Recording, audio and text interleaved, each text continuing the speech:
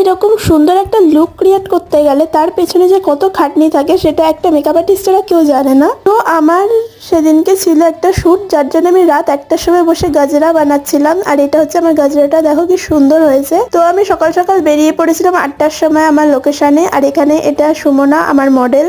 আমি ওকে তাড়াতাড়ি বসিয়ে একদম মেকআপ আর হেয়ার স্টাইলটা তাড়াতাড়ি ডান করে দিই। আর এখানেও ফাইনাল টাচেস দিচ্ছিল। তারপর চলে যাই সোজা লাঞ্চ করতে। তো লাঞ্চ টাঞ্চ করে আমি একটুখানি রেস্ট নিচ্ছিলাম, কারণ এরপরে পুরো কাজটা আমার মডেলের ছিল। আর তারপরে শ্যুট চালু হয়ে যায়। আর আমি এখানে রিক্রিয়েট করেছিলাম একটা ব্রাইডাল, একদম রেড প্রপার বেঙ্গলি ব্রাইডাল একটা লুক। তো এখানে আমার ছাড়া আরো বাকি সবার মডেলরা শ্যুট করাচ্ছিল। আর আমার এখানে বসে বসে ঘুম পাচ্ছিল, কারণ কোনো কাজ ছিল না আমার, সবাই মডেলরাই কাজ করছিল এখন। আর এখানে মডেলগুলো একটুখানি নাচা গানা করছিল, আর এইটা তোমরা জানো। তো শ্যুট শেষ করার পর আমি বাড়ি চলে এসেছিলাম।